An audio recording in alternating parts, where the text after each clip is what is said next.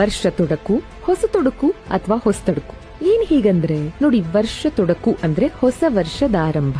ಚಾಂದ್ರಮಾನ ಯುಗಾದಿಯ ಮಾರನೇ ದಿನ ಮಾಂಸಾಹಾರ ಪ್ರಿಯರಿಗೆ ವಿಶೇಷ. ಈ ದಿನ ನಾನ್ ವೆಜ್ ಬಹಳ ಎಕ್ಸ್ಪೆನ್ಸಿವ್, ಯಾಕಂದ್ರೆ ಡಿಮಾಂಡ್ ಅಷ್ಟಿರುತ್ತೆ. ಇನ್ನು ಯುಗಾದಿಯಿಂದ 9 ದಿನಗಳು ವಸಂತ ನವರಾತ್ರಿ ಅಂತ ನಿಮಗೆ ಗೊತ್ತಾ? ಯುಗಾದಿಯ ಮಾರನೇ ದಿನ ಹೊಸ ವರ್ಷದ 2ನೇ ದಿನ ಹೊಸ ತೊಡಕು. ಭಾಷೆ ಮತ್ತು ಸಾಂಸ್ಕೃತಿಕ ಹಿನ್ನೆಲೆಯಲ್ಲಿ ಇದರ ಸರಿಯಾದ ರೂಪ ಹೊಸತು ಅಥವಾ ಅಡಗು ಅಥವಾ ವರ್ಷದಡಗು ಅಂತ. ಹಳೆಗನ್ನಡದಲ್ಲಿ ಅಡಗು ಅಂದ್ರೆ ಬಾಡು ಅಥವಾ ಮಾಂಸ. ಯುಗಾದಿಯ ದಿನ ಸಿಹಿಯೂಟ ಸವಿದ ಮೇಲೆ ಮಾರನೇ ದಿನ ಮಾಂಸಾಹಾರ ಪ್ರಿಯರಿಗೆ ಮೀಸಲಾಗಿಡ್ಲಾಯ್ತು. ಸಿಹಿ ಖಾರಗಳೆರಡೂ ವರ್ಷ ಪೂರ್ತಿ ದೊರಕಲಿ ಅನ್ನೋ ಆಶಯ. ಆದ್ರೆ ಅನೇಕರಿಗೆ ಹಣ ಕೊಟ್ಟು ಮಾಂಸ ಖರೀದಿ ಮಾಡೋ ಸಾಮರ್ಥ್ಯ ಇರೋದಿಲ್ಲ. ಇನ್ನು ಕೆಲವು ಕಡೆಗಳಲ್ಲಿ ಇಡೀ ಊರಿಗೆ ಮಾಂಸದೂಟ ಹಾಕ್ಸುವಂತ ಅನಿವಾರ್ಯತೆ ಇರ್ತಾ ಇತ್ತು ಕೆಲವರಿಗೆ. ಹಾಗಾಗಿ ಯುಗಾದಿಯ ಮಾರನೇ ದಿನ ಮುಂಜಾನೆನೆ ಏನ್ ಮಾಡೋರಂದ್ರೆ, ಊರಿನ ಗಂಡಸರೆಲ್ಲ ಸೇರಿ ಪಕ್ಕದ ಕಾಡು ಮೇಡಿಗೆ ಹೋಗಿ ಕಾಡು ಪ್ರಾಣಿಗಳನ್ನ ಬೇಟೆಯಾಡಿ ತಂದು ಅದನ್ನ ದೇವರಿಗೂ ಒಪ್ಪಿಸಿ ಎಲ್ಲರೊಂದಿಗೆ ಹಂಚಿಕೊಳ್ಳುವಂತಹ ಸಂಪ್ರದಾಯ ಬೆಳೀತು. ಸಾಕಷ್ಟು ಜನರಿಗೆ ಒಟ್ಟಿಗೆ ಒಂದೇ ಕಡೆಯಲ್ಲಿ ಸಿಹಿಯೂಟದ ನಂತರ